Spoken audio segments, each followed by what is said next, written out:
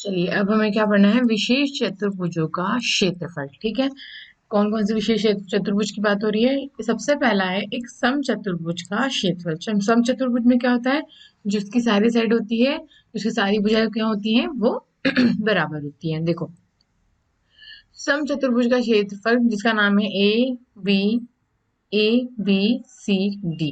ठीक है, अब इसमें क्या होगा, इसका जो क्षेत्रफल होगा वो क्या होगा, डी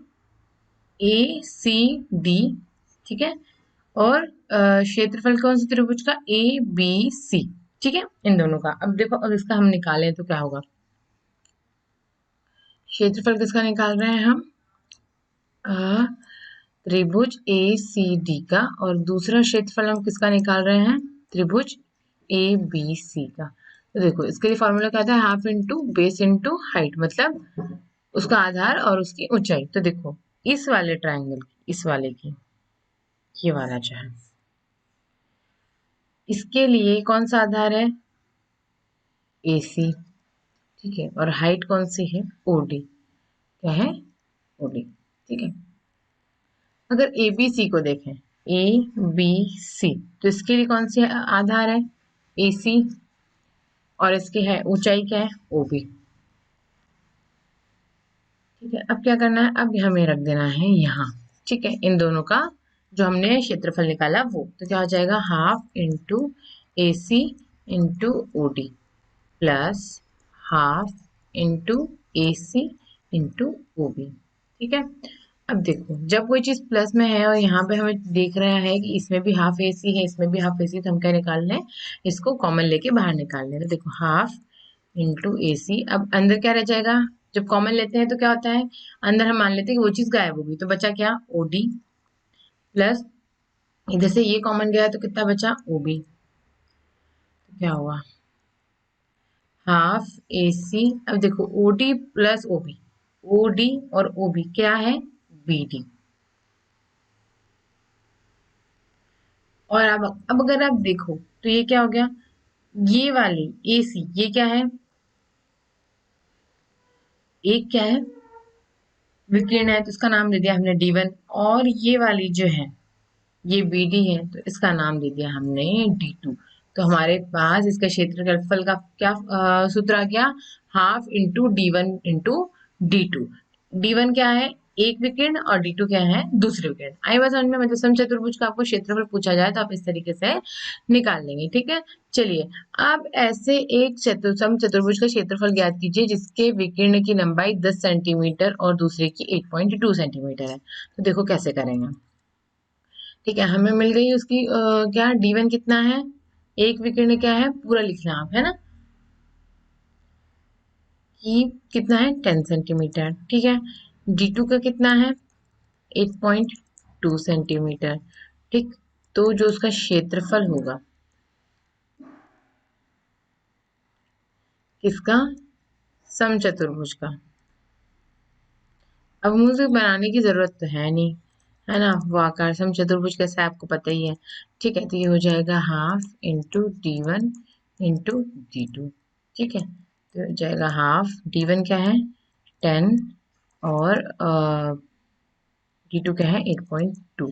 अब देखो, ये पॉइंट गया, ये क्या बचा, 10, 10 से 10 चला गया। ठीक है, उसके बाद जब हम दशमलव हटाते हैं तो क्या करते हैं, नीचे, याद है ना आपको, देखो 8.2। अब अगर हमने दशमलव उठाया, यहाँ नीचे तो कुछ नहीं मानते, क्या होता है, एक। अब जहां इधर दशमलव उठाया तो नीचे क्या आ जाता है, एक शून्य। अगर यहाँ पे ऐसा होता 8.02, तो आप क्या करते, दशमलव हटाते, और दशमलव के बाद कितनी संख्या है, दो।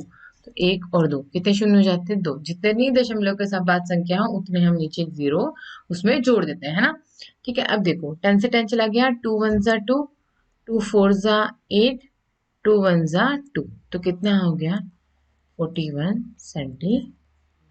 क्या आ गया, इस समलंब चतुर्भुज का क्षेत्रफल आ गया। ठीक है, चलिए अब आगे बढ़ता है।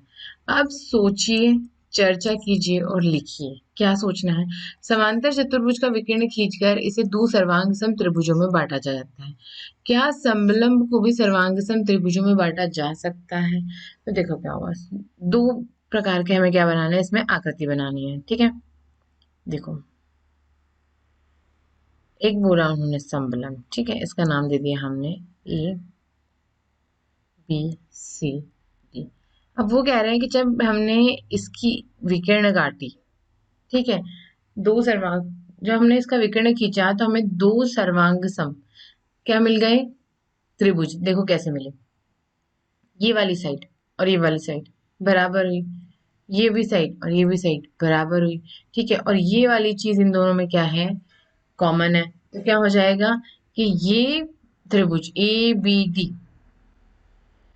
ए बी डी सर्वांगसम है किससे, बी डी सी से, है ना, ये हमें पता है, ठीक है। अगर यही विकर्ण यहां से अगर खींची जाती ए सी से, तो A D C, A D C किसके सर्वांग सम होता है, एबीसी के, ठीक है। ये तो हमें समझ आ गया, पर अब समलंब अगर चतुर्भुज हो तो समलंब चतुर्भुज क्या होता है,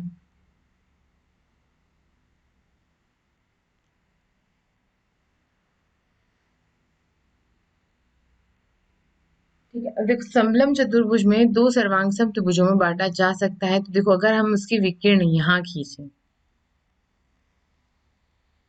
ठीक है, तो आप खुद देखो इसकी एक ऊंचाई ये होगी, ठीक है। अब देखो, अब वो बोल रहे हैं कि वो दो सर्वांग त्रिभुजों में बांटा जा सकता है, तो उसके लिए क्या चाहिए हमें, कुछ ना कुछ उसके कोण और उसकी भुजाएं वो क्या चाहिए, बराबर चाहिए। अब देखो यहाँ पर अगर ये विकर्ण खींचे हम, कौन सा, ये वाला, तो हमें यही कॉमन मिल रहा है, बाकी उसकी कोई भुजा या कोण इससे कोई हमें मिल रहा है क्या, नहीं, है ना। तो ये क्या है, दो सर्वांग त्रिभुजों में बांटा नहीं जा सकता। अब वो उन्होंने कोई ऐसी शर्त तो दी नहीं हमें साथ में कि ये भुजा बराबर है या ये भुजा बराबर है, ऐसा कुछ दिया नहीं है, तो हम कैसे कर सकते हैं, हम मन से तो मान नहीं सकते कि उसकी भुजा बराबर है ना। तो क्या हो गया, सिर्फ एक साइड से हम सर्वांग सम तो नहीं निकाल सकते, ठीक। अब या तो इनकी भुजाएं बराबर होनी चाहिए, जो हमें दिख रहा है कि नहीं है, ठीक है। और क्या होता है, अगर इसका माप या इसका माप कुछ बराबर होता है, कोण बराबर होता है, तो इसका मतलब क्या होता है कि समलंब को दो सर्वांग त्रिभुजों में बांटा नहीं जा सकता, ठीक है। चलिए, देखिए अब हमें क्या करना है, प्रयास कीजिए, निम्नलिखित चतुर्भुजों के क्षेत्रफल को ज्ञात कीजिए, ठीक है। अब देखो क्या चतुर्भुज है हमारे पास, ए बी सी डी, उसमें क्या दे रखा है, इसका नाम दे दूं ओपी, ये ओपी, ओ ओ बी दे रखा है और पीडी दे रखा है, ठीक है, और उसकी जो कॉमन उसकी जो विकर्ण है वो दे रखी है ना। तो देखो कौन सा फॉर्मूला लगेगा, जो सामान्य चतुर्भुज का फॉर्मूला है वो,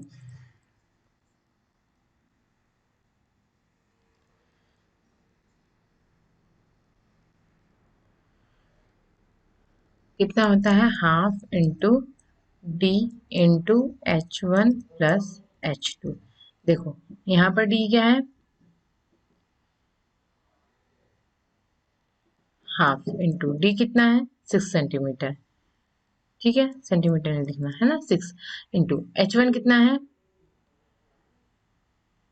3, और H2 कितना है, 5। देखो हम लिख देते हैं, डी बराबर ए सी बराबर कितना हो जाएगा, 6 सेंटीमीटर, ठीक है। या तो ये पहले ही लिख लो आप, या मैंने अभी कर दिया है तो पहले, वैसे पहले लिख लेना है ना। और H1 कितना है, H1 बराबर है हमारा ओ बी, तो ये हो जाएगा 3 सेंटीमीटर, और H2 है हमारा क्या, पी डी, ये कितना है, 5 सेंटीमीटर, ठीक है ना। ये आप यहाँ पहले लिख लें, उसके बाद उसको हल करें, है ना। अब देखो इसके बाद क्या हो गया, जब हमने किया तो ये हो जाएगा हाफ इंटू 6 इंटू 3 इंटू 5 कितना हो जाएगा, 3 प्लस 5 कितना हो जाएगा, 8, ठीक। उसके बाद आप उसको डिवाइड कर दो, 2 1 ज़ा 2, 2 3 ज़ा 6, तो हो जाएगा 3 इंटू 8, आपको मिल जाएगा 24 सेंटीमीटर वर्ग, ठीक है। क्या मिल गया हमें, इस पहले चतुर्भुज का क्षेत्रफल मिल गया, ठीक है। अब दूसरे का निकालते हैं, तो दूसरे का देखो, दूसरे के लिए आपको ये वाला फॉर्मूला लगता दिख रहा है क्या, half into D 1 into H1 plus H2, नहीं, क्यों, देखो इसमें इसकी हाइट दी है आपको, ये इसकी हाइट दी है, नहीं, इसमें देखो कौन सा लगेगा, ये क्या है, सम चतुर्भुज दिख रहा है, कौन सा दिख रहा है हमें, सम चतुर्भुज। तो इसमें क्या होगा, देखो D1 एक विकर्ण, कितनी हो गई, ये है AC जो कितना है 7 सेंटीमीटर। ठीक है, उसके बाद हम देखें दूसरी विकर्ण कौन सी है BD, ये कौन सी दिख रही है, हम कितनी हमें दिख रही है 6 सेंटीमीटर। ठीक है, अब जब हमें पता है कि समचतुर्भुज है ये, क्योंकि इसका क्या है चारों भुजाएं क्या है बराबर 4 4 सेंटीमीटर की दिख रही है ना, तो क्या हुआ ये समचतुर्भुज है, तो इसमें हम कौन सा फॉर्मूला लगा देंगे,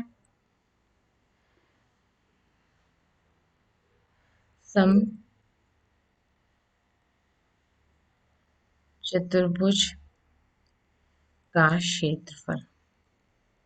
इसके लिए कौन सा फॉर्मूला था, इसके लिए फॉर्मूला था half into D1 into D2। ठीक है, तो ये कितना हो जाएगा, हाफ इंटू D1 क्या है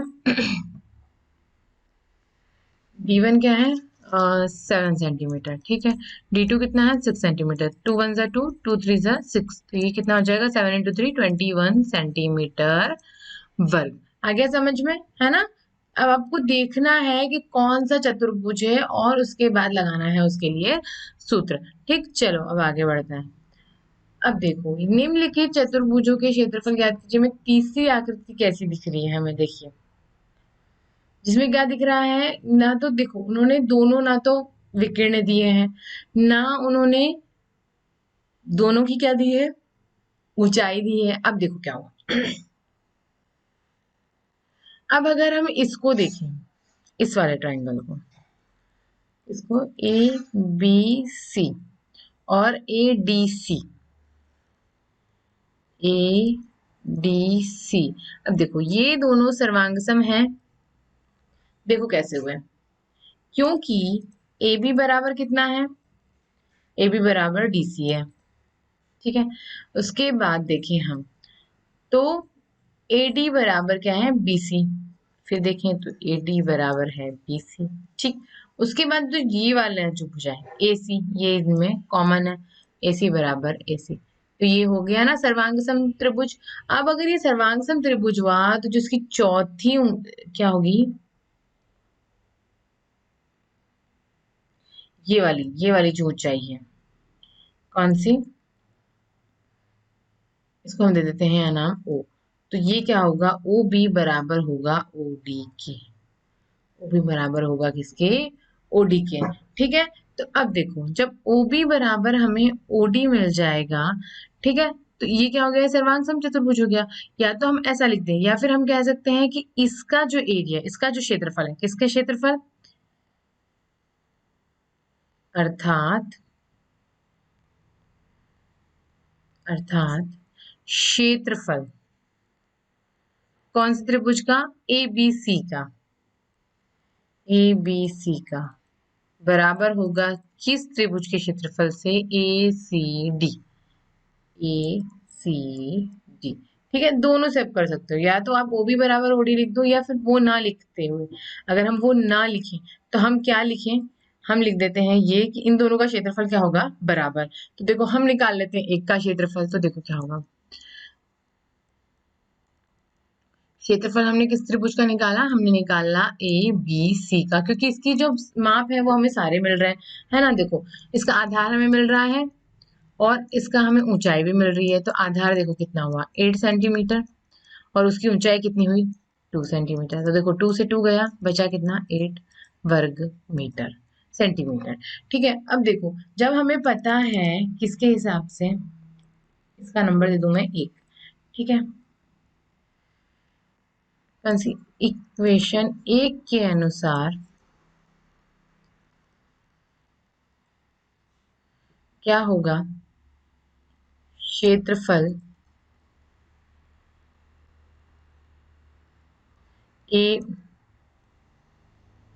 ABCD बराबर होगा 2 इंटू कौन से त्रिभुज का, ABC का, क्योंकि ये क्या है ABC, ये वाला ABC और ये ADC, ये दोनों क्या है बराबर है।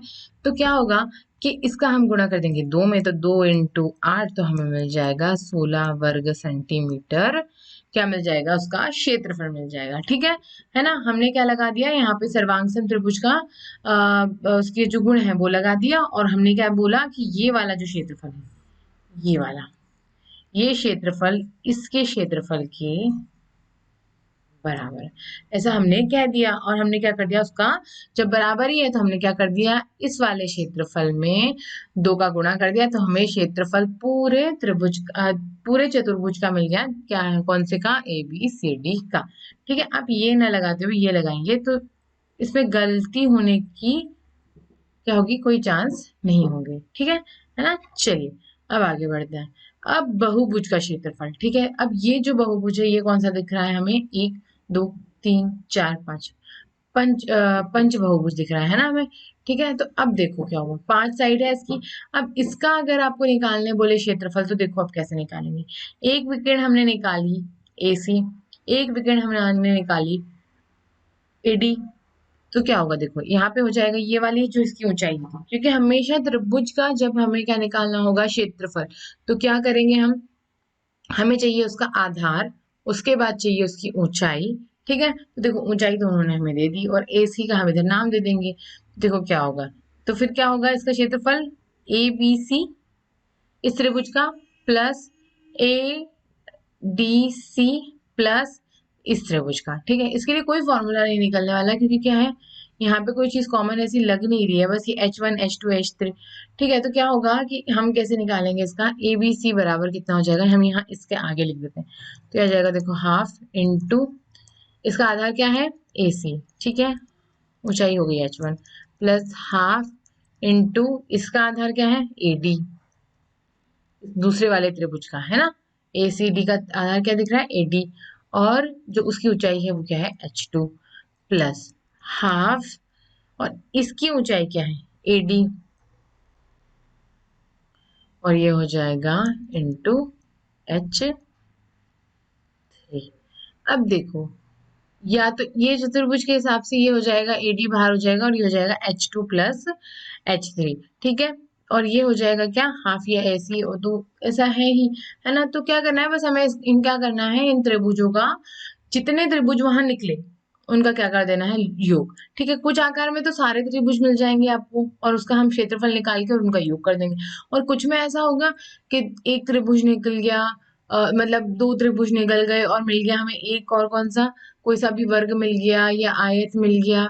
ठीक है, तो उस या फिर क्या मिल जाएगा, समलंब चतुर्भुज मिल जाएगा। तो ऐसे उनके फॉर्मूला लगा के हम कर देंगे उनका योग, क्योंकि इनके लिए कोई फॉर्मूला अभी हमारे पास है नहीं। ठीक है, चलिए अब देखो इसको, ये कौन सा है, बहुभुज का क्षेत्रफल। ये कैसा बहुभुज है, ये भी पंचभुजा है इसकी, 1 2 3 4 5। ठीक है, अब देखो इसमें ये कितने भागों में विभक्त हो रहा है। इसमें हम देखा कि एक विकर्ण निकाली उन्होंने AD, इस पे यहाँ पर एक क्या आ गई, एक इसकी हाइट आ गई BF और दूसरी आ गई CG। अब देखो अगर इसको देखो ये वाला, तो ये भी क्या हमें मिल रहा है, एक त्रिभुज मिल रहा है। ठीक है, कौन सा वाला, AEB, है ना, जिसमें क्या है ये E, और इसका नाम दे दूं अगर मैं EH, क्या है इसकी ऊंचाई मिल रही है। तो हमें कितने भाग मिल रहे हैं, उसके 4 भाग मिल रहा है। कौन सा, ये पहला, ठीक है, ये दूसरा, ये तीसरा, और ये पूरा जो है ये क्या है, चौथा। मतलब हमें 4 का क्षेत्रफल का योग करके क्या मिलने वाला है, इस बहुभुज का क्षेत्रफल मिलने वाला है ना। तो क्या क्या होगा देखो, कौन कौन से क्षेत्रफल होंगे अगर हम लिखें तो, इसका ABF का, ठीक है, प्लस कौन सा क्षेत्रफल होगा, BFGC चतुर्भुज, है ना, BFGC। उसके बाद क्या होगा, किसका क्षेत्रफल देखेंगे हम, CGD का, CGD का। उसके बाद चौथे नंबर की बारी आई तो ये हो जाएगा AED का, AED का। आगे बात समझ में है ना, मतलब कितने क्षेत्रफल हो गए, ये 5 नहीं हुए, ये तो क्या इसकी ऊंचाई है। तो ये क्या हो गया, ये पूरा एक क्या हो गया, एक पूरा त्रिभुज हो गया। ठीक है, अब इसके लिए ऐसा कोई खास फॉर्मूला निकलेगा नहीं, जो हमने पिछले अभी थोड़ी देर पहले जो पिछली स्लाइड थी इसका, इसके लिए जब हम देखा था यहाँ पे 2 विकर्ण निकली थी। ठीक है, तो 3 त्रिभुज मिले थे, और यहाँ पर क्या हो गया, यहाँ पर हमें एक विकर्ण पर 3 त्रिभुज और एक क्या मिल रहा है हमें, समलंब चतुर्भुज मिल रहा है। देखो समलंब कैसे हुआ, ये वाली भुजा और ये वाली भुजा आपको समांतर दिख रही है ना, तो ये क्या हो गया, समलंब चतुर्भुज हो गया। ठीक है, चलिए अब निम्न प्रयास कीजिए, हमें क्या प्रयास करना है, निम्नलिखित बहुभुजों का क्षेत्रफल ज्ञात करने के लिए इन्हें विभिन्न भागों त्रिभुजों और समलंब में विभाजित कीजिए। बहुभुज M N O P Q R का एक विकर्ण है N Q, M N O sorry P Q R, ये त्रिभुज ये क्या है, ये है एक बहुभुज। ठीक है, तो इसमें कौन सी कौन सी विकर्ण मिल रही है, एन क्यू। और E F G H I में हमें कौन सी मिल रही है, E F G H I में हमें मिल रही है आई, एफ आई। ठीक है, तो हमें क्या करना है कि इसको क्या करना है, त्रिभुजों में और समलंब में विभाजित करना है, और क्या करना है, हमें इसके क्या निकालना है क्या निकालना है, हमें इसके क्षेत्रफल निकालना है। देखो क्या होगा, जब इन्होंने ये विकर्ण काटी तो देखो एक क्षेत्रफल हो जाएगा ये। ठीक है, उसके बाद एक मिल जाएगा ये। ठीक है, तो देखो कितना होगा, इसका क्षेत्रफल क्या होगा, अगर हम देखें क्षेत्रफल किसका, ए ए नहीं, नाम क्या है इसका, E F G H I, इस बहुभुज का क्षेत्रफल, कौन से बहुभुज का, E F G H I. ठीक है, तो उसके लिए देखो इसका नाम दे दें हम ओ, इसका नाम दे दें हम पी। देखो इसका कौन कौन से क्षेत्रफल निकलेंगे, चार निकले हमारे, तो कौन सा हुआ, एफ ओ जी प्लस कौन सा समलंब चतुर्भुज हुआ, जी ओ पी एच।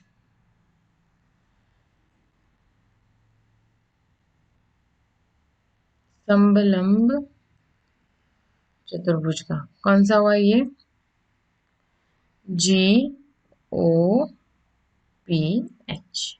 ठीक है, प्लस अब किसका क्षेत्रफल होगा, चार चार भाग मिले हमें, तो अब पहले दो का लिख दिया, अब तीसरा, तो एच पी आई, किसका क्षेत्रफल निकाला हमने, त्रिभुज एच पी आई का, प्लस अब क्षेत्रफल चौथे त्रिभुज का जिसका नाम क्या है, एफ ई आई, एफ ई आई। अब एक बात देखो, इसमें हमें ऊंचाई चाहिए, तो हम इसकी क्या ऐसे ऐसे ऐसे करके ऊंचाई कर देंगे। ठीक है ना, पर ये ऐसा नहीं है कि ये दो और उसमें विभक्त हो गया, नहीं, यहाँ पे से हमने ऊंचाई के लिए इसको लिखा है। ठीक है, अब देखो अब इसका कैसे निकालेंगे हम, क्षेत्रफल किसका, M N O P Q. ठीक है, तो इसका क्षेत्रफल हम कैसे निकालेंगे, देखो एक ये, एक ये, एक ये, और एक, अब देखो कितने भाग हो गए,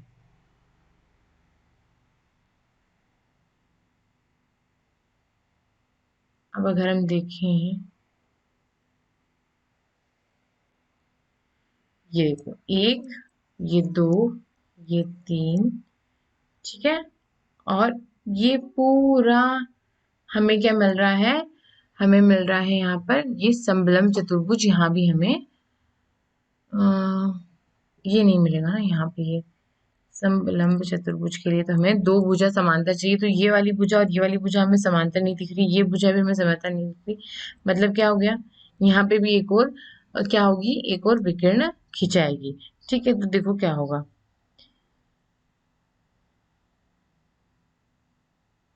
तो ये हो जाएगा, तो हमें मिल रहे हैं छह। ठीक है, तीन, ये वाला चार, ये पांच, और ये मिल रहे हैं छह। तो अब हमें इसको छह भागों में विभक्त करके छह भाग का क्या करना पड़ेगा, इसका क्या निकालना पड़ेगा, क्षेत्रफल निकालना पड़ेगा। ठीक है, मतलब इसी तरीके से जैसे हमने यहाँ निकाला है ना, ऐसे ही आप सारे क्षेत्रफल इसमें लिख दिए, क्योंकि याद तो हमें कुछ करना नहीं, हमें सिर्फ उन्हें क्या करना है, विभिन्न भागों में विभक्त करना है, और कैसे उनका योग हुआ वो करना है। ठीक है, चलिए अब आगे बढ़ते हैं। अब क्या कीजिए प्रयास कि बहुभुज ए बी सी डी ई है, ये पूरा बहुभुज है। इसको क्या दिया गया है, एडी बराबर दिया उन्होंने 8 centimetre. A H, A H ये वाला ये दिया है 6 सेंटीमीटर। ठीक है, देखो अगर उन्होंने ए एच दिया है 6 सेंटीमीटर तो ये क्या जाएगा 2 सेंटीमीटर, है ना, क्योंकि ए डी पूरा कितना है, कितना ए डी पूरा कितना है 8 सेंटीमीटर। ठीक है, उसके बाद ए एफ देखें हम, कौन सा ए एफ ये वाला, तो ये कितना है 3 सेंटीमीटर। अब देखो 8 में से 5 गए, है ना, क्योंकि 2 सेंटीमीटर का ये हो गया, 3 सेंटीमीटर का ये हो गया, तो ये कितना बचेगा 4 सेंटीमीटर का। ठीक है, अब देखो बी एफ, बी एफ कितना है हमारे पास 2 सेंटीमीटर। सी एच हमारे पास है 3 सेंटीमीटर। ई जी हमारे पास है 2.5 सेंटीमीटर, है ना। अब देखो, अब हमें सारे माप उन्होंने दिए हैं, अब आपको निकालना है इसका क्षेत्रफल। तो देखो जब क्षेत्रफल आप इसका निकालोगे तो क्या होगा,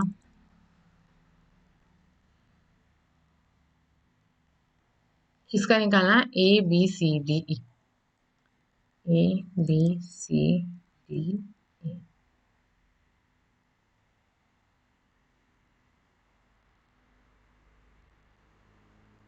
देखो अब देखो क्या होगा, अब क्या हुआ कि हमें कितनी मिल गए इसके पार्ट, ये एक, ये दो, ठीक है, ये तीन, और ये मिल गया 4। अब क्या करोगे, अब आप चारों का क्षेत्रफल निकाल के उसका कर दोगे योग। तो क्या क्या लिखेंगे हम क्षेत्रफल, क्षेत्रफल हम लिखेंगे सबसे पहले किसका, त्रिभुज का। ठीक है, तो ए बी एफ, फिर उसके बाद हम क्षेत्रफल लिखेंगे किसका, चतुर्भुज का, चतुर्भुज का, जिसका नाम क्या है B F H C, B F H सी।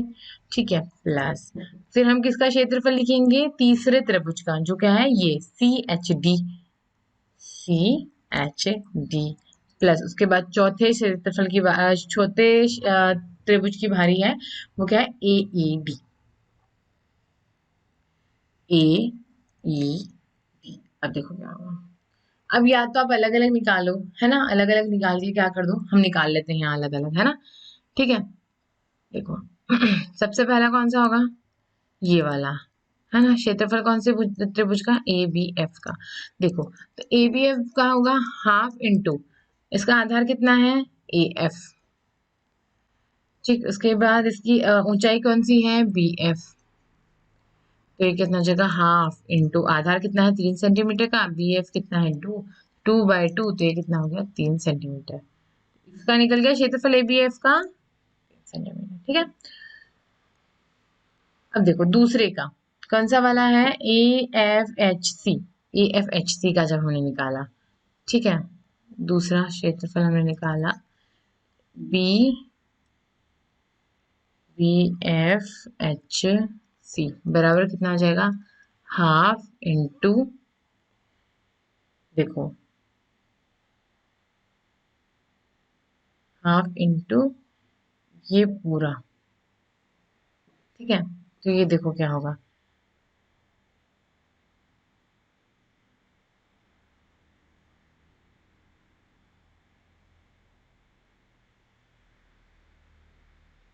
समांतर भुजाओं का योग B F plus C H, है ना, B F plus C H, और उसके बाद उसकी ऊंचाई, तो ऊंचाई कितनी मिल रही है हमको, उसकी मिल रही है ऊंचाई A F, F H, F H, अब देखो क्या होगा half B F plus H C, है ना, तो कितना हो जाएगा 2 + 3, और उसकी पूरी ऊंचाई कितनी है एफ एच, है ना, तो एफ एच कितना है यहाँ पे, जब ये 3 निकल गया, ये 4 मिल गया, टोटल कितना है ए डी, तो क्या हो जाएगा एफ एच बराबर कितना हो जाएगा ए डी में से। ठीक है, यहाँ लिख के बताती हूँ मैं, ए डी में से माइनस किया हमने ए एफ का और एच डी का। ठीक है, इन दोनों का प्लस किया तो ये हो जाएगा ए डी में से गया 5। ठीक है, तो क्या हो जाएगा 8 में से 5 गया, तो कितना बचा, बचा 3 सेंटीमीटर। ठीक है, कितना बचा 3 से 8 में से 5 गया तो बचा 3 सेंटीमीटर। तो अब एफ एच कितना है यहाँ पे 3 सेंटीमीटर। ठीक है, अब देखो क्या होगा, हाफ इंटू 2 + 3 कितना हो जाएगा 5। ठीक है, 2 है ना, बी एफ कितना है 2 सेंटीमीटर, और सी एच कितना है 3 सेंटीमीटर। ठीक है, अब देखो इन दोनों का करा हमने योग, प्लस गुणा करा हमने 3 से, तो ये कितना हो जाएगा, ये हो जाएगा 15/2, मतलब ये हो जाएगा 7.5 सेंटीमीटर वर्ग। ठीक है, इसका निकाल लिया। अब देखो इस क्षेत्रफल का निकालेंगे, तो इसका कितना निकलेगा, इसका अगर हम डायरेक्ट कर दें यहीं पे तो देखो कितना मिलेगा, ये हो जाएगा हाफ इंटू हाइट कितनी है सी है, आधा कितना है 2, हाइट कितनी है 3, तो ये जगह 2 से 2 गया तो क्या बचा 3, तो इसका क्या निकल जाएगा 3। उसके बाद इसका निकालो आप, तो इसका कितना निकलेगा, इसका निकलेगा हाफ इंटू आधार कितना है इसका पूरा 80, तो 80 कितना है हमारे पास, 80 बराबर कितना है 8 सेंटीमीटर। ठीक है, उसके बाद जिसकी ऊंचाई है वो कितनी है 2.5 सेंटीमीटर। अब देखो 2 1 जा 2, 2 4 जा 8, तो ये हो जाएगा 4 इंटू 2.5। तो अब इसका करो गुणा, 4 इंटू 5 तो ये हो जाएगा 20, दशमलव लगा दो, 2 रिमाइंडर लगा, तो 4 इंटू 2 कितना हुआ 8, और 8 + 2 तो ये हो जाएगा 10। ठीक है ना। अभी क्या जगह की कमी थी, नहीं तो पूरा वैसे ही आप जैसे लिखा है वैसे ही लिखना। अब देखो इसका मिल गया हमें 3, ठीक है पहले वाले का, प्लस दूसरे का मिल गया 7.5, ठीक है, प्लस तीसरे का कितना मिला 3, प्लस चौथे का कितना मिला 10। अब देखो जब हमने 0.5 तो दशमलव पीछे आ जाएगा।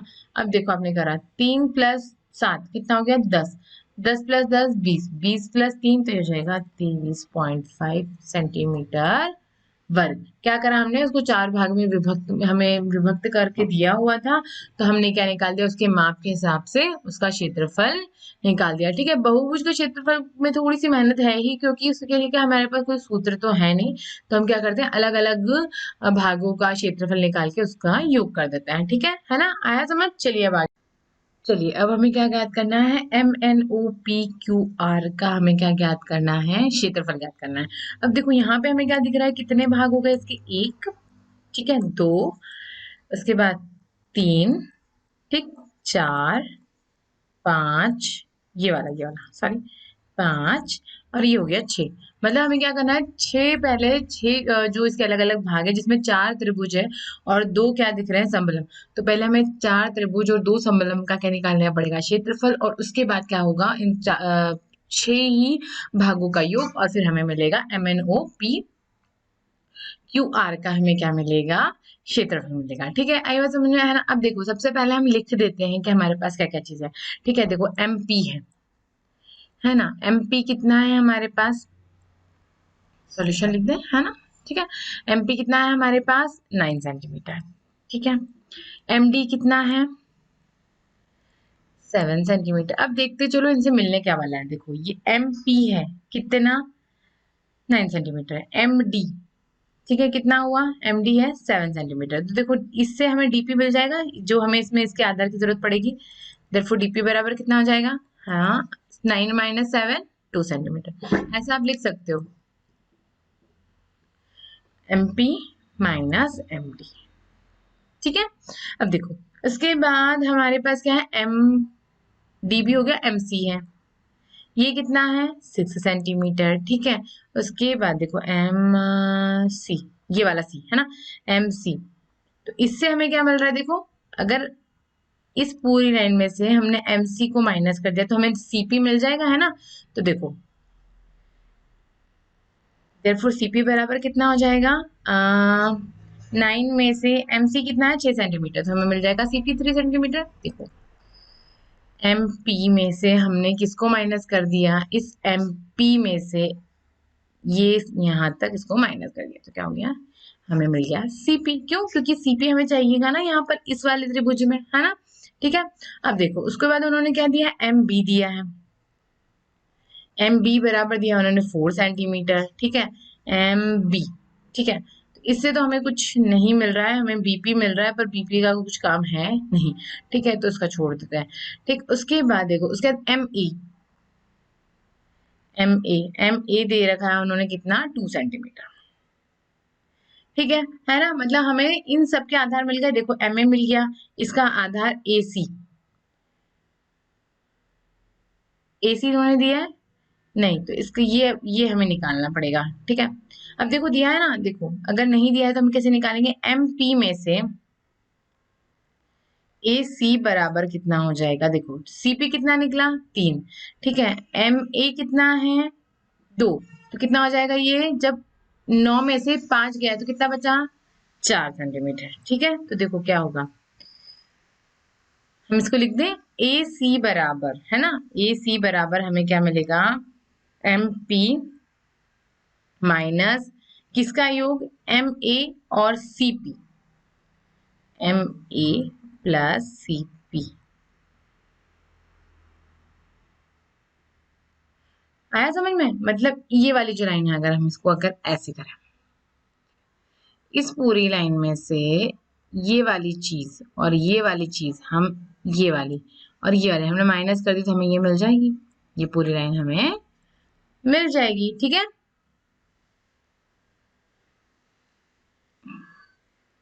ठीक आई बात समझ में, है ना, तो हमें एसी भी निकल गया। ठीक, सबके आधार मिल गए हमें, और बी डी, बी डी इसकी ऊंचाई हमें, बी डी हमें दे रखा है, बी डी नहीं दे रखा, देखो बी डी भी हमें निकालना पड़ेगा। अब देखो, अब बी डी इससे कैसे निकालेंगे, बी डी हमें एम बी दे रखा है 4 सेंटीमीटर।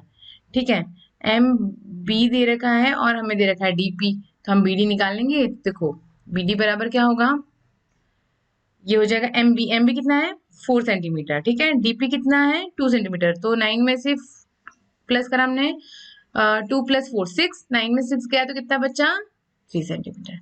अब देखो ये क्या हुआ, इसका हम लिख दें अगर बी डी बराबर कितना हो जाएगा, एम पी माइनस दो चीजों का योग किया हमने, कौन कौन सी, एक तो एम बी प्लस डीपी, मतलब जो भी चीज दी है उसका हमने पूरा यूज कर लिया है ना। देखो एम बी कितना है 4 सेंटीमीटर, डीपी कितना है 2 सेंटीमीटर, 2 + 4, 4 + 2 6, और एम पी कितना है 9 सेंटीमीटर, तो 9 में से 6 गया तो कितना बचा 3 सेंटीमीटर, है ना, आई बात समझ में। अब देखो हमें सबके आधार सबकी ऊंचाई मिल गई है ना, अब क्या करेंगे हम, देखो यहाँ लिख देते हैं, क्योंकि यहाँ पे जब हम निकालेंगे उसका पूरा क्या निकालेंगे, उसका पूरा जब हम एरिया निकालेंगे, क्षेत्रफल निकालेंगे, तो हमें क्या करना पड़ेगा, यहाँ जगह कम पड़ जाएगी, तो हम यहाँ लिख देते हैं, है ना, एम ए बराबर कितना हो गया आपका, एम ए बराबर 2 सेंटीमीटर। जिन्होंने एम ए तो दे रखा है ना, चलो यहाँ करने की कोशिश करते हैं, ये इसकी बराबर लिख लेते हैं, ये वाला कितना मिला हमें, ये वाला एम बी कितना दे रखा है 4 सेंटीमीटर, ये भी दे रखा था उन्होंने, है ना। उसके बाद ये वाली एसी कितना निकाला हमने 4 सेंटीमीटर। ठीक है, उसके बाद हमने और क्या निकाला था, बी डी हमारा कितना मिला था 3 सेंटीमीटर, 3 सेंटीमीटर। ठीक है, उसके बाद हमने क्या निकाला था, सीपी निकाला था, सीपी कितना निकाला था हमारे 3 सेंटीमीटर। ठीक है, बाकी तो उन्होंने दे रखा है ना, ये निकाले हमने चीज, डीपी निकाला, डीपी डीपी भी निकाला था, जो नहीं दे रखा था कितना 2 सेंटीमीटर। ठीक है, देखो डीपी बराबर 2 सेंटीमीटर मिल गया, है ना, सारा लिख लिया, डीपी बराबर मिल गया। उसके बाद सीपी बराबर 3 सेंटीमीटर, एसी बराबर 4 सेंटीमीटर, और बीडी बराबर हमने निकाला था 3 सेंटीमीटर। ठीक है, हमने सबका लिख लिया है ना। अब चलो अब निकाल लेते हैं हम इसका क्या, क्षेत्रफल। ठीक है, इरेज कर दो इसे, है ना, चलो। अच्छा मैंने लिखा पर वो इरेज हो गया ना, यहाँ पे कितना निकला था हमारा, ये पूरा ये निकला था हमारा 3 सेंटीमीटर। ठीक है, ये निकला था हमारा 4 सेंटीमीटर। ठीक है, ये निकला था हमारा 2 सेंटीमीटर। ठीक है, उसके बाद देखो एम बी तो दे रखा है ना 4 सेंटीमीटर। ठीक है, ये निकाल लिया हमने, ये निकाल लिया, ये निकाल लिया। और किसी ये इसकी जरूरत थी ना हमें, सीपी। सीपी हमने कितना निकाला था, सीपी कितना था, M P minus M C, M P minus M C 3 centimetre. ठीक है ना, आ गए सब हमें माप। अब देखो, अब हम क्या करेंगे, अब निकालना है हमें क्षेत्रफल M N O P Q R का क्षेत्रफल निकालना है ना। तो अब सब लिख दो सारे फॉर्मूले। देखो हाफ, पहले ये लिखो ना क्या क्या क्या क्षेत्रफल निकालना है। ठीक है, क्षेत्रफल कौन कौन सा निकालना है, ए एम एन ए है ना, त्रिभुज एम एन ए। ठीक है, प्लस फिर किसका क्षेत्रफल निकालना है हमें, एम ए सी ओ, किसका, सामान्य चतुर्भुज का, M N C, N A C O, N A C O. ठीक है, उसके बाद किस क्षेत्रफल का निकालना है, ओ सी पी, ओ सी पी। ठीक है, उसके बाद कौन से क्षेत्रफल का निकालना है, D P Q, D P Q. ठीक है, उसके बाद कौन से क्षेत्रफल का निकालना है, किसका क्षेत्रफल निकालना है, B D Q R, B D Q R. ठीक है, प्लस उसके बाद कौन सा क्षेत्रफल निकालना है, M B R, M B are.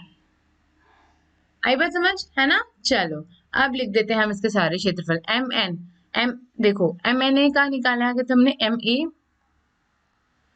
Into हमें किसका क्या करना है, एन ए, है ना, उसकी ऊंचाई, प्लस हाफ।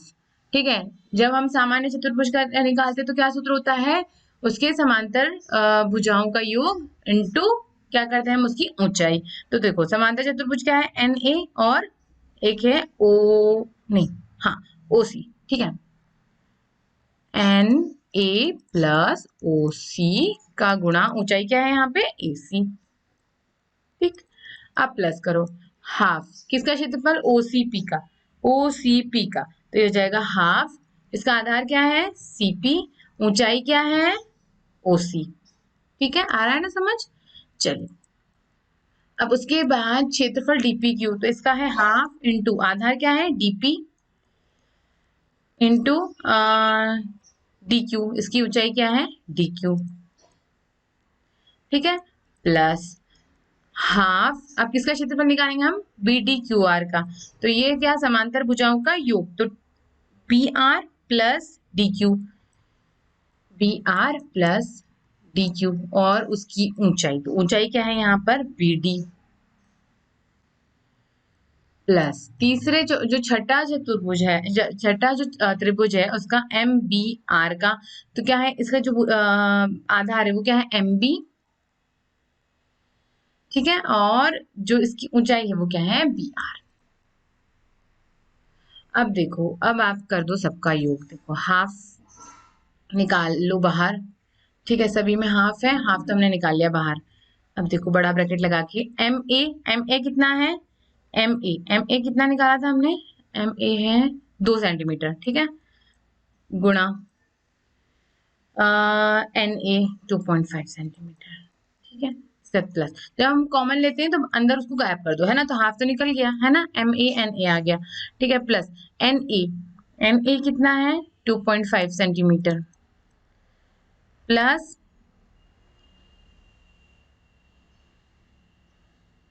ठीक है, कर्ली ब्रैकेट लगाना पड़ेगा, 2.5 सेंटीमीटर प्लस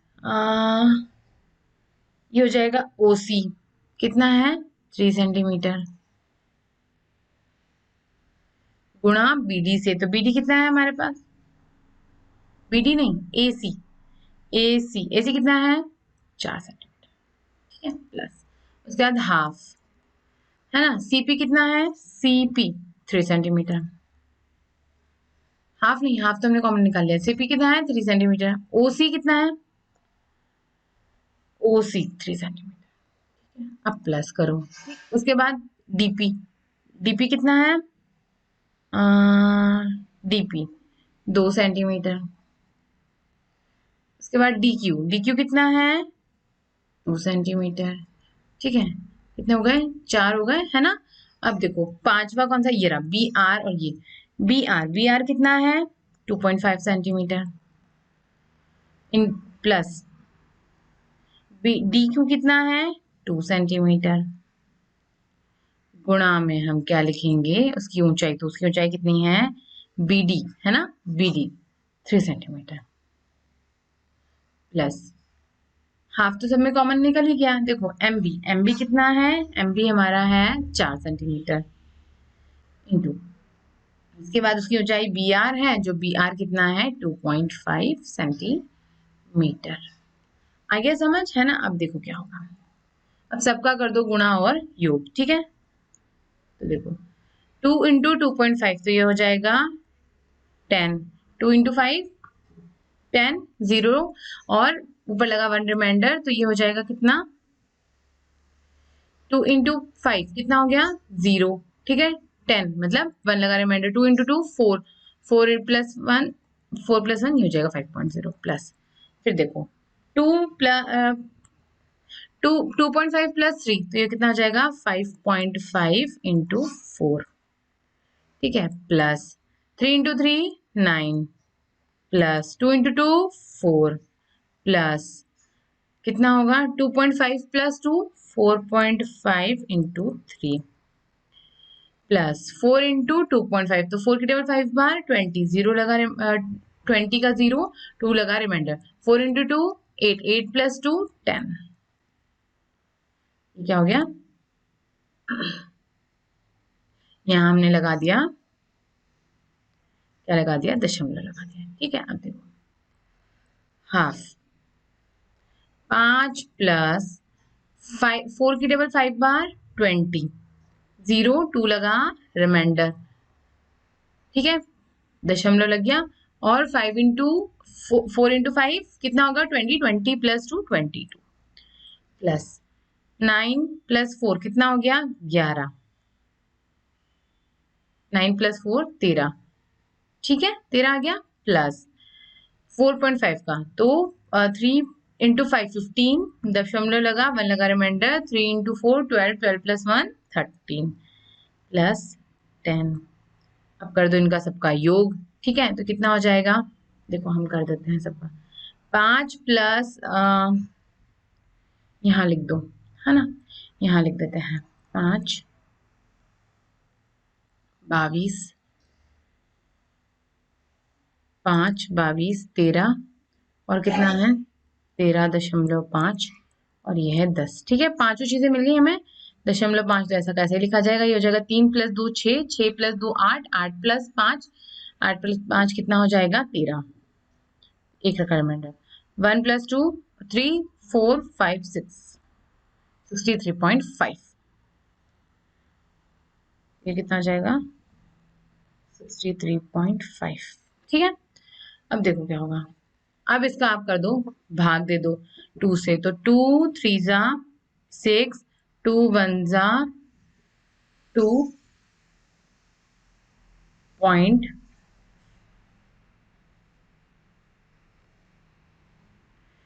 पॉइंट 2 7 जा 14, और 2 5 जा 8, तो ये हो जाएगा 31.5 सेंटीमीटर वर्ग। ठीक है, थोड़ा सा लंबा हो गया ना, ये लंबा होगा है ना, अभी इसका कोई सूत्र नहीं है हमारे पास तो। ठीक है, तो देखो क्या हो गया, कितना मिल गया 31.75 सेंटीमीटर वर्ग, क्या मिल गया इस MNO प्रकार का, क्या मिल गया क्षेत्रफल मिल गया। ठीक है, आगे बात समझ में है ना, हमने क्या करा सबका योग कर दिया, देखो सही किया है ना। ठीक है, सही है ना। चलिए अब आगे बढ़ता है। ठीक, इसको डिवाइड करना एक बार बताओ, 2 3 जा 6। ठीक है, तो यहाँ तो कुछ नहीं बचा, फिर 2 1 जा 2, तो इसमें से बचा 1 रिमाइंडर, दशमलव हमने लगा दिया, तो ये हो जाएगा 15, 2 7 जा 14, तो 1 लगा रिमाइंडर, तो 2 5 जा 10। ठीक है हाँ, चलो अब आगे बढ़ते हैं। अब देखो उदाहरण 3 क्या बोल रहा है, समलंब के आकार का एक खेत है जिसका क्षेत्रफल कितना है, लिखते चलते हैं ना। क्या है क्षेत्रफल, किसका मिला खेत का, कितना है हमारा 480। दो समांतर भुजाओं बीच की दूरी है 15 सेंटीमीटर और एक समांतर भुजा की लंबाई है 20 सेंटीमीटर। तो दूसरी समांतर भुजा की लंबाई ज्ञात कीजिए। अब देखो एक समलंब वाला है ना। अब अगर इसको हमने बना दिया तो इसका पूरे का जो क्षेत्रफल है वो है 480। तो दो समांतर भुजाओं की जो बीच की दूरी है ये वाली, ये कितनी है 15 सेंटीमीटर। ठीक है। उसके बाद एक भुजा उन्होंने कह दी, हमने मान ली एक भुजा मान ली 20 सेंटीमीटर। तो वो कह रहे हैं कि जो दूसरी समांतर भुजा है उसकी लंबाई आपको ज्ञात करना है। ठीक है, वो हमें नहीं पता है। तो देखो क्या होगा, हमारे पास ये है ऐसा लिखना कि दो समांतर भुजाओं की दूरी कितनी है 15 सेंटीमीटर। हमें दिया क्या गया है,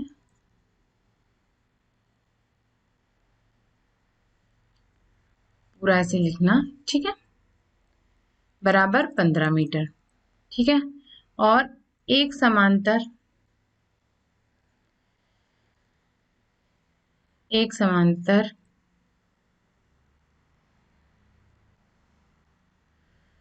भुजा की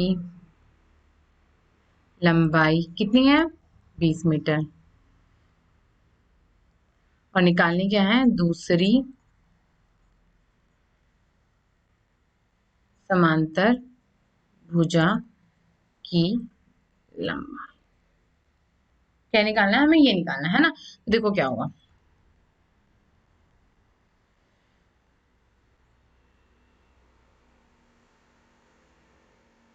समलंब खेद का क्षेत्रफल कितना है, बराबर कितना होता है हाफ इनटू समांतर भुजाओं का योग, है ना। तो इसको इसको हम मान लेते हैं x मान लेते हैं, है ना।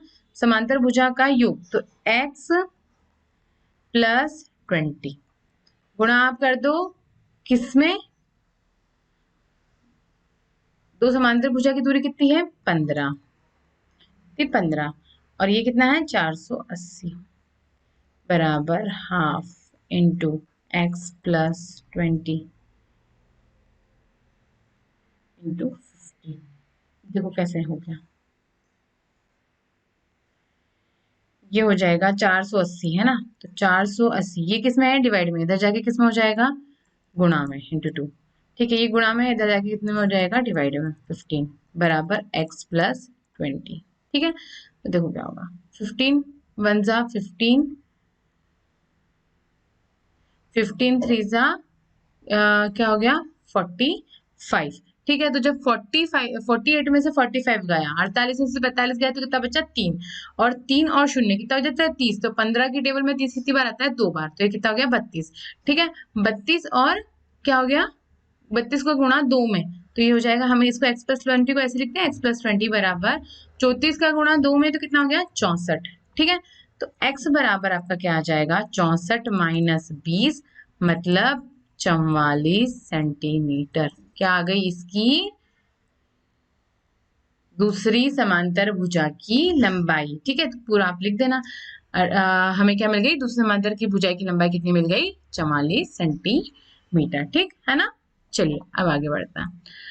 अब क्या हुआ, उदाहरण 4 क्या बोल रहा है, एक समचतुर्भुज का क्षेत्रफल 240 सेंटीमीटर वर्ग है। तो दो विकर्ण में एक की लंबाई 16 सेंटीमीटर है, तो दूसरा विकर्ण ज्ञात कीजिए। ठीक है, अब उन्होंने क्या दे दिया कि क्षेत्रफल देते जा रहे हैं और क्या बोलते जा रहे हैं, दूसरी चीजें निकालने बोल रहे हैं। देखो समचतुर्भुज है ना, तो एक विकर्ण की लंबाई,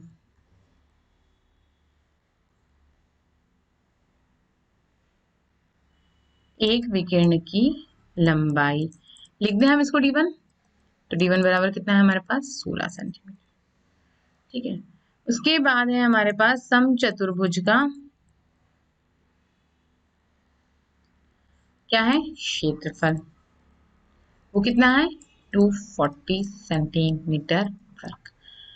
और हमें निकालना क्या है, दूसरी विकर्ण की लंबाई निकालना है, दूसरी विकर्ण की लंबाई जो क्या है d2 बराबर निकालना है। ठीक है, तो क्या होगा देखो, समचतुर्भुज का क्षेत्रफल बराबर कितना होता है, हाफ इंटू D1 इंटू क्या होता है D2। ठीक है, तो क्षेत्रफल कितना है हमारे पास 240। ठीक, D1 कितना है हमारे पास 16 सेंटीमीटर, D2 हमें निकालना है। ठीक है, तो देखो क्या हो गया, ये हो जाएगा 240 बराबर 2 वन जा 2, 2 8 जा 16। ठीक है, तो ये हो जाएगा 8 इंटू D2। तो D2 बराबर कितना हो जाएगा 240, ये इंटू में है जो कि डिवाइड में हो जाएगा 8, तो ये हो जाएगा कितना 30 सेंटीमीटर। क्या मिल गया हमें, D2 मिल गया, कितना मिला 30 सेंटीमीटर, है ना, इंटू, है ना, यही हमें निकालना था, है ना, आगे समझ। अब देखो ये सही हुआ कि नहीं, देखो पता कैसे पता चला हमें, D1 कितना है 16, है ना, D2 कितना है 30। अब 2 से 16 को हमने काटा तो 8, 8 इंटू 30 कितना होता है 240 वर्ग मीटर। ठीक है ना। अब ये हमने एक विकर्ण की लंबाई थी हमारे पास, तो हमने दूसरे विकर्ण की लंबाई इस तरीके से निकाल ली। ठीक है, चलिए अब क्या है, अब उदाहरण 4 क्या कह रहा है कि MNOPQR एक षटभुज है, ठीक है, 6 भुजाओं वाला है, और प्रत्येक भुजा 5 सेंटीमीटर की, मतलब सम षटभुज है, मतलब जो 6 ही भुजा है वो सब बराबर है। तो अमन और रिद्धिमा ने दो विभिन्न प्रकार से इसको विभक्त किया। तो रिद्धिमा ने कैसे विभक्त किया इसको, यहाँ पे दो, मतलब बीच में यहाँ पे लाइन की थी, तो हमें दो त्रिभुज और क्या मिल गया, एक क्या मिल गया, एक समांतर चतुर्भुज मिल गया, है ना। समांतर चतुर्भुज क्यों, क्योंकि देखो ये वाली और ये वाली लाइन क्या है, पैरेलल है ना, समांतर है, और ये वाली भी पैरेलल है। ठीक है, अब देखो दोनों प्रकार का उपयोग करते हुए इस षटभुज का क्षेत्रफल ज्ञात कीजिए। तो देखो रिद्धिमा ने कैसे किया, ऐसे, है ना। अब हमें अमन का देखना है, अमन ने कैसे विभक्त किया, ऐसे, मतलब अमन ने किया 2 भागों में और रिद्धिमा ने क्या किया 3 भागों में, है ना। तो देखो अब हमें क्या करना है, दोनों प्रकार से हमें इसका क्षेत्रफल निकालना है। ठीक है, तो हम इसका नाम दे देते हैं वापिस से पहले, MNOPQR।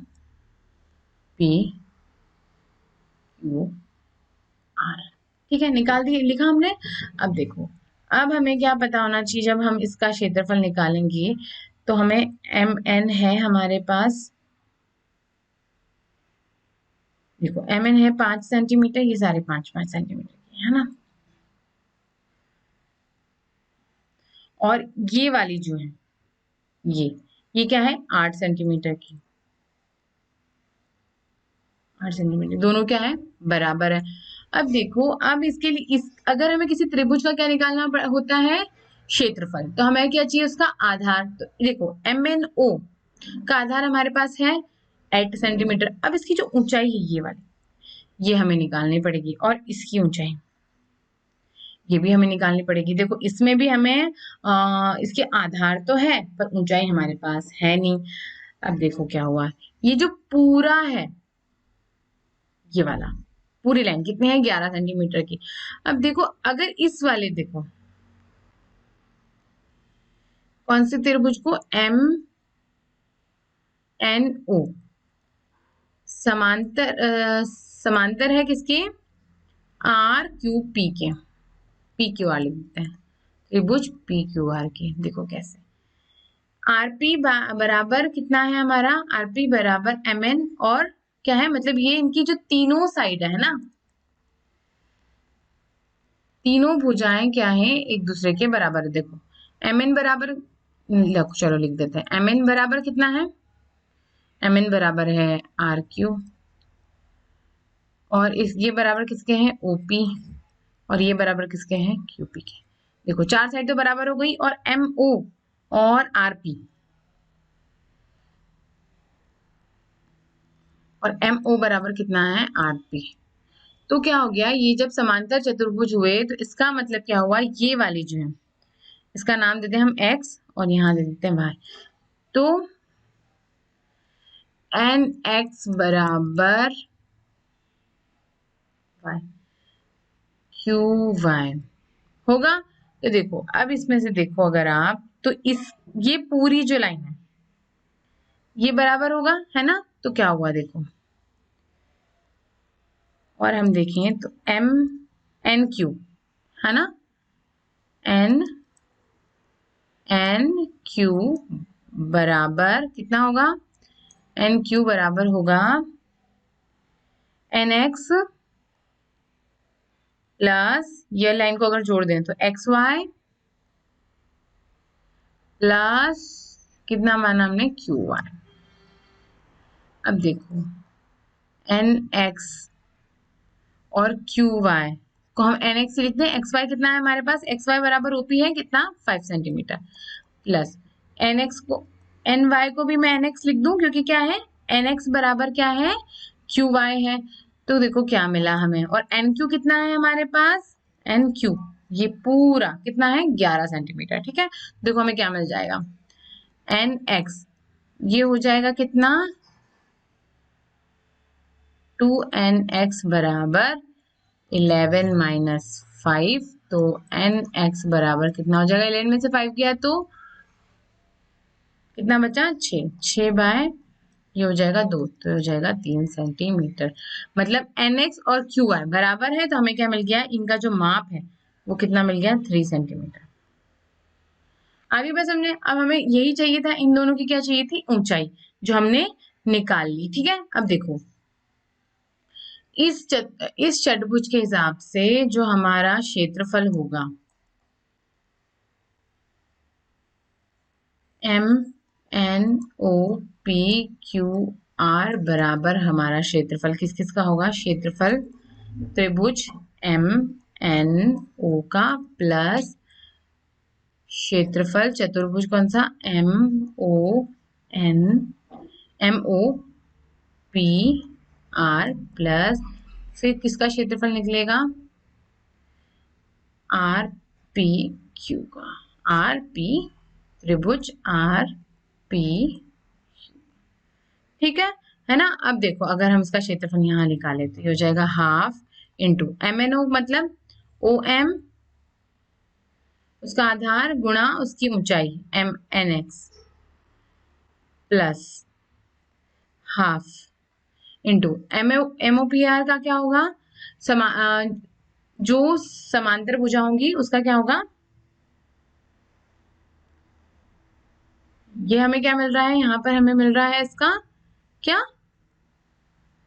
हमें मिल रहा है ये आयत मिल रहा है। ठीक है, 8 बराबर 8 5 बराबर 5 आयत मिल रहा है, तो क्या हो जाएगा एम ओ का गुणा ओ पी में। ठीक है, प्लस फिर हाफ क्षेत्रफल किसका आर पी क्यू का, तो आर पी क्यू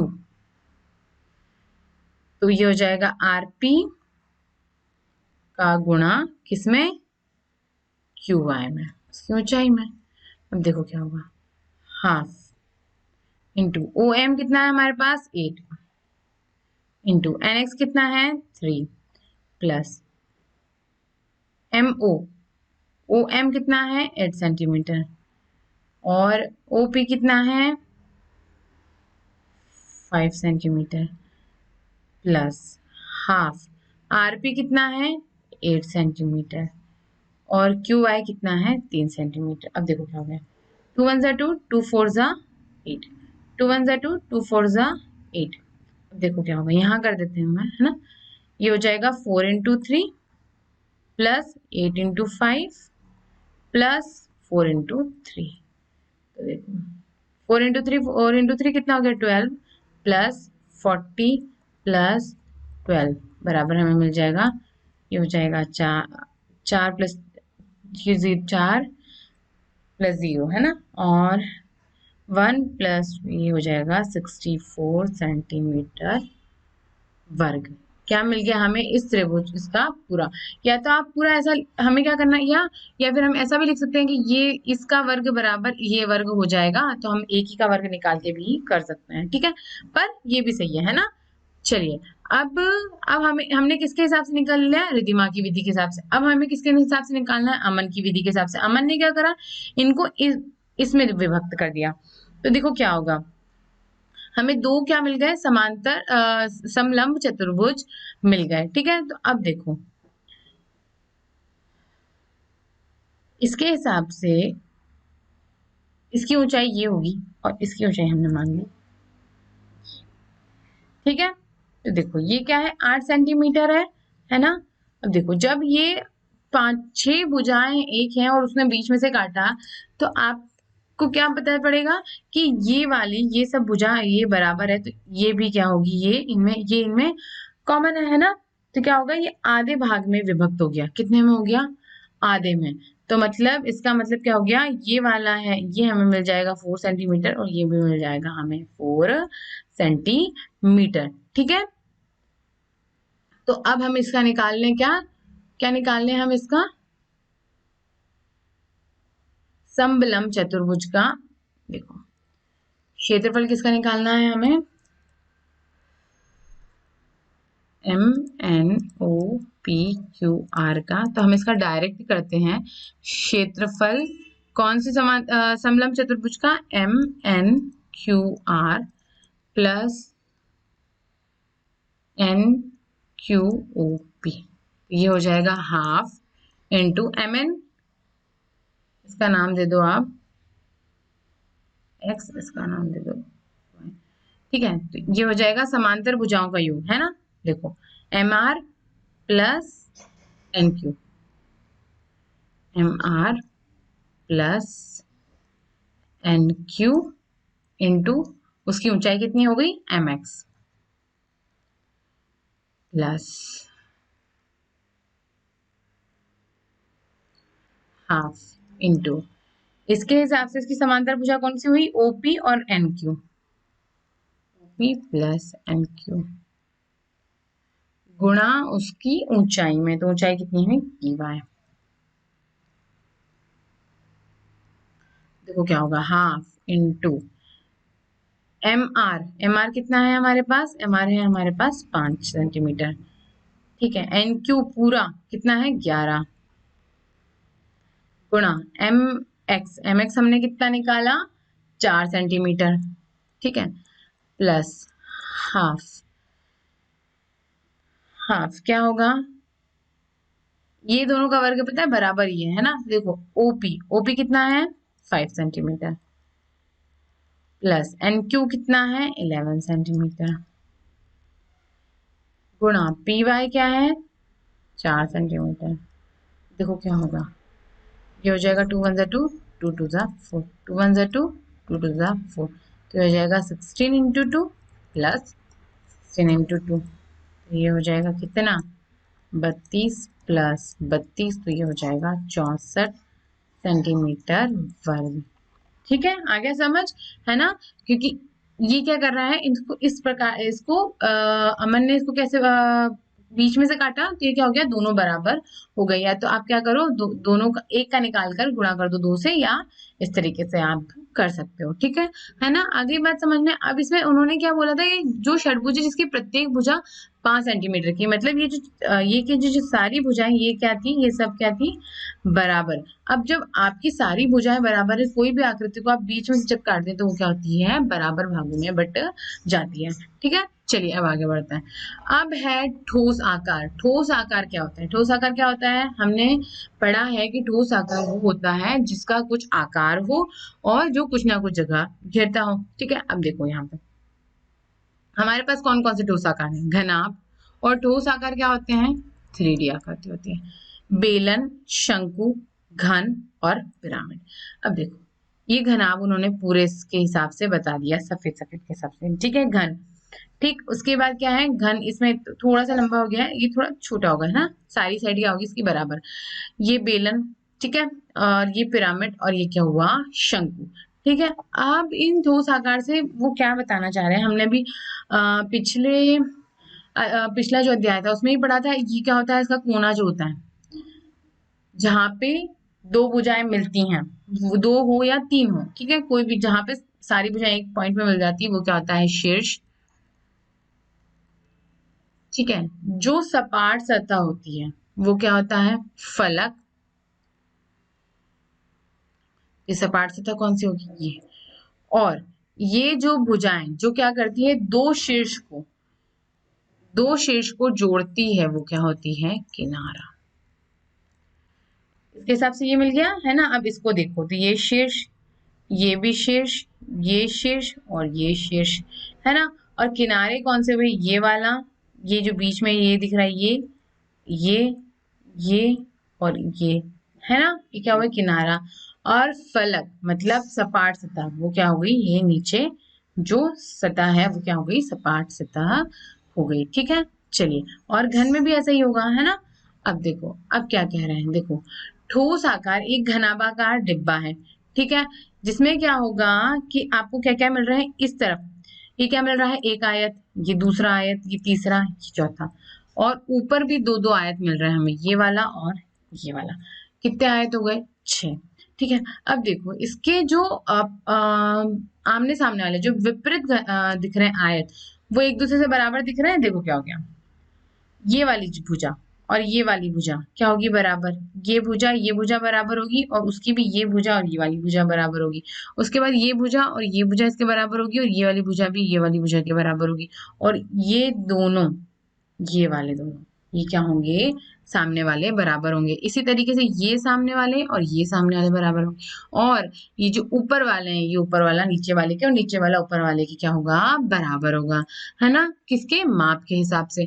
तो सभी क्या है, 6 फलक आयताकार है। देखो 6 फलक हुई, है ना। अभी पिछली अध्याय में समझाया था मैंने, है ना, किस किस के द्वारा समझाया था, एक अडाप्टर लिया था हमने, है ना। अडाप्टर से हमने समझाया था कि क्या होता है कि ऊपर नीचे 2 फलक, 2 साइड में और 2 इधर आमने सामने, कितनी हुई थी, 6।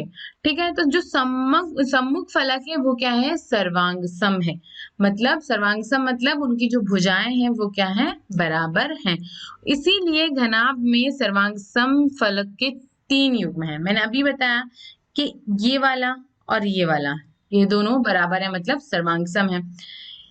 ये वाला और ये दोनों बराबर है, मतलब सर्वांग सम है। तो कितने जोड़े मिल गए, 2 युग्म मिल गए, एक ये वाला और एक ये वाला। और जो ऊपर नीचे है वो भी क्या है, सर्वांग सम है। मतलब क्या हो गया कि ये भी क्या हो गया, सर्वांग विपरीत, ये ऊपर नीचे वाले भी सर्वांग सम हो गए। मतलब जो 3 इसमें क्या होंगे, सर्वांग सम फलक का आपको युग्म होते हैं। ठीक है, चलिए। अभी ये क्यों है ऐसा, हम अब आगे समझेंगे। सबसे पहले हम समझ लेते हैं कि क्या क्या है। अब देखो इसमें, देखो इसमें तो सारी भुजाएं सभी की बराबर होती है। तो यहाँ पे भी क्या है, 6 फलक है, 2 ऊपर के, 2 इधर राइट साइड के, इधर लेफ्ट साइड के, और उधर पीछे वाले, और ये इधर आगे वाले। कितने हो गए, 6 फलक। ठीक है, अब इसमें क्या होता है, घन में क्या होता है आपको पता है, घन में सारी भुजाएं घन की जितनी भी होती है बराबर होती है। इसका मतलब जो हमें 6 फलक मिल रही है वो 6 फलक ही क्या होंगी, सर्वांग सम होगी। इसमें जो सभी 6 फलक होती है वो वर्गाकार है, और यह क्या है, सर्वांग सम है। घनाभ में क्या होता है कि लंबाई चौड़ाई में अंतर होता है, इसलिए जो विपरीत फलक होती है, ये वाली दोनों सामने, ये दोनों सामने, 4 और ऊपर नीचे, ये सब क्या होंगी, सर्वांग सम होगी, है ना। ठीक है, मतलब 3 युग्म मिलते हैं हमें सर्वांग सम आयत के। और यहाँ पे 6 फलक जो मिलती है वो 6 ही फलक क्या होती है, सर्वांग सम होती है। तो यहाँ पर 6 फलक ही वर्गाकार की होती है, और 6 ही क्या होती है, एक दूसरे से सर्वांग सम होती है। ठीक है, इसमें क्या होती है, सारी भुजाएं बराबर होती है ना। चलिए, अब क्या हुआ, ठोस आकार में क्या हुआ, इसमें एक और है हमारे पास बेलन। तो देखो, जब बेलन की बात हुई तो ये जो ऊपर का भाग होगा और जो ये नीचे का भाग होगा, वो क्या होगा, छोटा बड़ा तो नहीं होगा, बराबर ही होगा, है ना। तो ये क्या होगा, ये वाला और ये वाला ये दूसरे से सर्वांग सम होगा। और एक और है, वृत्ताकार आधार शीर्ष एवं शीर्ष सर्वांग सम है। देखो, जो ये वाला मैंने जो बताया ना, ये वाला और जो ये वाला, ये एक दूसरे से क्या है, सर्वांग सम। और जो बीच का है वो तो क्या है, आपको ऐसा बेलन जैसा शेप मिल गया है ना। अगर इसको आप खोलो ना तो क्या निकलेगा उसके अंदर से, आयत। अगर आप इसके बीच में से देखो, ऐसे इस बीच में से उसके आप हिस्से कर दो तो ये पूरा खुल जाएगा, और सीधा सीधा हमें क्या मिल जाएगा, आयत मिल जाएगा। अब देखो क्या हुआ, ये बेलनाकार डिब्बा वृत्ताकार आधार वृत्ताकार जो आधार है, ये आधार, और जो शीर्ष है वो क्या है, सर्वांग सम है। और ये क्या है, वृत्त पृष्ठ है ना, वृत्त पृष्ठ है। चलिए, अब देखो क्या हुआ, एक इसमें तो वृत्त पृष्ठ है और 2 जो वृत्ताकार फलक है, ये फलक हुआ क्या, ये सपाट सतह हुई क्या। हमारे पास सपाट सतह 2 ही है, बेलन में 2 होती है, एक ऊपर एक नीचे, है ना। जैसे अगर ये पेन है, इसको अगर आप ऐसे यहाँ पे इसका निप ना देखो, ये वाला है ना, इस टिप को आप हटा दो, तो देखो ऊपर की और जो नीचे की वो क्या है, दोनों सपाट सतह हुई, है ना। और क्या हो गया, जो बीच का है वो तो गोल है ना। तो फलक क्या होती है, किसी भी आकार की सपाट सतह। अब ये सपाट सतह है क्या, नहीं, ये क्या है, एक वृत्त के आकार में आपको एक अलग ही प्रश्न मिल रहा है, ठीक है। तो क्या हो गया, ये दोनों जो ऊपर नीचे की क्या है, ये जो वृत्त है ये क्या है, दोनों फलक किसकी, बेलन में दो फलक हुए तो दोनों फलक क्या हुए, एक दूसरे से समांतर हुए, ठीक है। और बीच वाला छोड़ी दो, बीच वाला क्या है, वक्र में है ना, सर्कल बना हुआ है उसका, है ना। ठीक है, हमें क्या चाहिए, फलक में सपाट सतह चाहिए। अब देखो लंबवृत्तीय बेलन, लंबवृत्तीय बेलन में क्या होगा कि बेलन के सर्वांगसम वृत्ताकार फलक एक दूसरे के समांतर हैं और वृत्ताकार फलकों के मध्य बिंदु को मिलाने वाली रेखाखंड आधार पे लंबवत है। किस पे, देखो ये जो बीच का जो बिंदु है ये वाला, है ना, दिख रहा है, ये वाला है ना, ये दोनों बिंदु जो हैं ये क्या है, ऊपर नीचे दोनों जो सर्वांग सम फलक है उनके बीच का क्या है, मध्य बिंदु है, ठीक है। और इन दोनों बिंदुओं को जो जोड़ती है, ठीक है, रेखाखंड, वो क्या कहलाती है, लंब वृत्तीय बेलन। ऐसे बेलन क्या कहलाते हैं, लंब वृत्तीय बेलन कहलाते हैं। और ये क्या कहलाते हैं, इसके ऊपर ये लंबवत होती है ना। तो बेलन के समवांग सम वृत्ताकार फलक एक दूसरे के समांतर होते हैं और वृत्ताकार फलकों के मध्य बिंदु को मिलाने वाली क्या होती है, लंब वृत्तीय बेलन होती है। देखो ये लंब वृत्तीय है, पर ये वाला लंब वृत्तीय है। लंब वृत्तीय मतलब जहां पे हम लंब का समलंब भी होता है तो उसमें क्या होता है कि उसकी ऊंचाई क्या होती है, उसमें 90 डिग्री का एंगल बनता है ना। तो या लंबवत होता क्या है, लंबवत मतलब उसका 90 डिग्री का एंगल। अब देखो इसमें तो 90 डिग्री का एंगल बन रहा है, पर इसमें 90 डिग्री का बन रहा है क्या, मतलब ये समवर्त, यह एक लंब वृत्तीय बेलन नहीं है, ठीक है। और जिसमें समलंब क्या बनता है, समलंब रेखाखंड बनती है तो वो क्या कहलाती है, लंब वृत्तीय बेलन कहलाते हैं, ठीक है। लंबवत मतलब क्या होता है, 90 डिग्री का कोण, ठीक। अब ये तो बना ही नहीं रहा है, 90 डिग्री का कोण बना रहा है क्या, नहीं ना, ठीक है। चलिए अब आगे बढ़ते हैं। अब सोचिए, चर्चा कीजिए और लिखिए क्या, कि संलग्न आकृति में दर्शाए गए ठोस को बेलन कहना गलत क्यों है। देखो बेलन मतलब क्या, एक वृत्त पृष्ठ, ठीक है, और इस तरह की उसकी क्या होगी, ठीक है। और इसमें क्या है कि ये वाला और ये वाला जो फलक होता है, ठीक है, ये वाला फलक क्या होता है, सर्वांगसम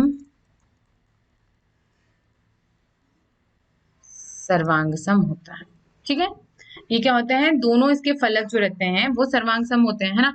अब देखो इसका देखिए, अगर हम बात करें तो ये क्या दिख रहा है, छोटा, ये क्या दिख रहा है, बड़ा। ये दोनों आपको सर्वांगसम दिख रहे हैं, नहीं। मतलब क्या हुआ कि क्योंकि बेलन की क्या है, उन्होंने कि जो दो फलक होती है बेलन की वो सर्वांगसम होती है और बीच का जो पृष्ठ रहता है वो वृत्त पृष्ठ होता है, वो सपाट सतह नहीं है तो वो तो फलक में आया ही नहीं, है ना। तो यहाँ पे ये दोनों जो फलक हैं ये क्या है, सर्वांगसम नहीं है।